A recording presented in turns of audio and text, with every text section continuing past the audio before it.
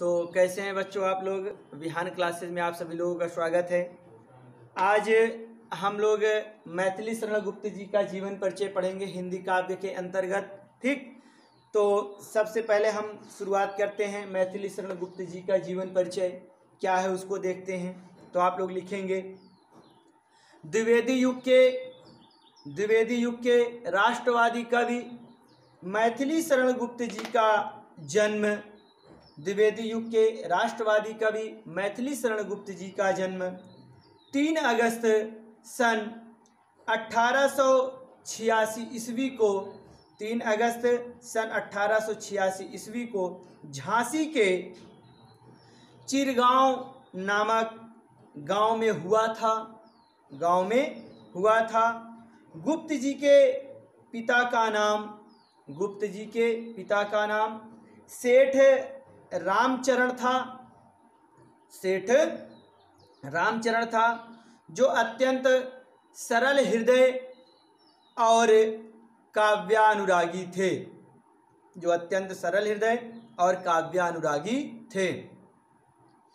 पिता के संस्कार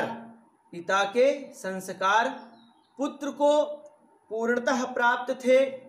मतलब कहने का क्या है कि पिताजी का जो प्रभाव था, जो संस्कार था, ये मैथिली शरण गुप्त पर भी पड़ा। ठीक, तो कह रहे हैं कि पिता के संस्कार पुत्र को पूर्णतः प्राप्त थे। इनकी शिक्षा दीक्षा प्रायः घर पर ही हुई थी।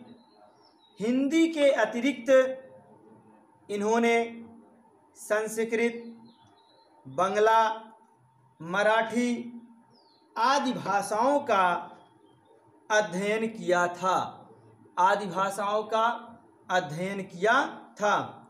आचार्य महावीर प्रसाद द्विवेदी जी के संपर्क में आने से इनकी रचनाएं सरस्वती में प्रकाशित होने लगीं। गांधी दर्शन से गुप्त जी विशेष रूप से प्रभावित हुए। इन्होंने असहयोग आंदोलन में जेल की भी यात्रा की।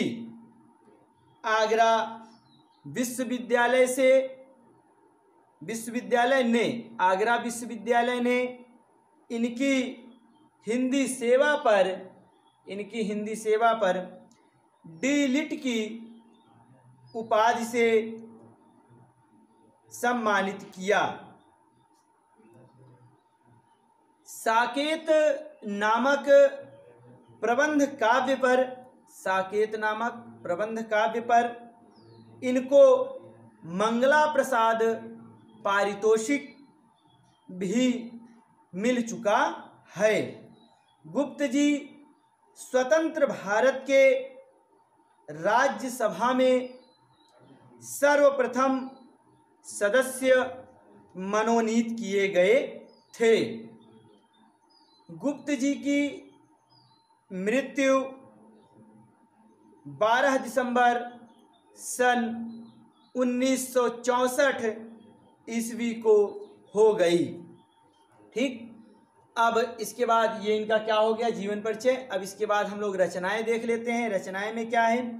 गुप्त जी की प्रमुख रचनाएं साकेत, भारत भारती, जयद्रथ वध, पंचवटी, यशोधरा, द्वापर, अनघ, सिद्धराज आदि इनकी प्रमुख रचनाएं हैं। ठीक, इसके अलावा इन्होंने मौलिक रचनाएं, संपादित रचनाएं भी किया है, लेकिन यहाँ पर आपको केवल और केवल प्रमुख रचनाओं के बारे में ही चर्चा की जा रही है। ठीक, अब हम लोग इनकी भाषा शैली और भाव पक्ष के बारे में देखते हैं। तो लिखेंगे कला पक्ष में भाषा शैली। ठीक, गुप्त जी की भाषा शुद्ध, परिष्कृत, खड़ी बोली है। इनकी रचनाओं में संस्कृत के तत्सम शब्दों का भी प्रयोग मिलता है। इनकी रचनाओं में मुहावरे और लोकोक्तियों के प्रयोग से चार चांद लग गए हैं। भाषा में प्रसाद गुण की प्रधानता है। भाषा में प्रसाद गुण की प्रधानता है। ठीक। गुप्त जी के काव्य में वीर, रौद्र, हास्य आदि सभी रसों का सुंदर प्रयोग मिलता है। सुंदर प्रयोग मिलता है। गुप्त जी का अत्यंत प्रिय छंद, गुप्त जी का अत्यंत प्रिय छंद हरिगीतिका है। अत्यंत प्रिय छंद हरिगीतिका है। गुप्त जी की रचनाओं में उपमा, रूपक, उत्प्रेक्षा, विषयोक्ति, संदेह, यमक, श्लेष, अनुप्रास आदि अलंकारों की प्रधानता है। आदि अलंकारों की प्रधानता है। ठीक। अब लाइन चेंज करके लिखेंगे। काव्य रचना की दृष्टि से गुप्त जी की शैली चार प्रकार की है। गुप्त जी की शैली चार प्रकार की है। भावात्मक शैली, उपदेशात्मक शैली, गीत नाट्य शैली और प्रबंधात्मक शैली। ठीक। तो ये बात थी भाषा शैली मतलब कला पक्ष की। अब बात करते हैं भाव पक्ष की। किसकी बात करते हैं? भाव पक्ष की, कि इनके कविता का मूल भाव क्या था, भाव केंद्र क्या है, उसको देखते हैं। गुप्त जी की कविता का वर्ण विषय मुख्यतः भक्ति, राष्ट्र प्रेम, भारतीय संस्कृति और समाज सुधार है। गुप्त जी लोक सेवा को सर्वोपरि मानते हैं। गुप्त जी लोक सेवा को सर्वोपरि मानते हैं।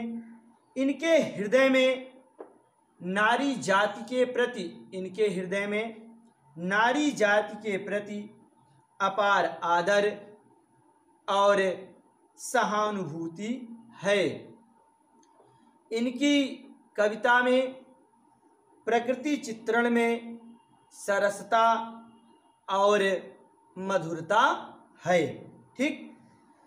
अब आगे लिखेंगे। गुप्त जी आधुनिक हिंदी काव्य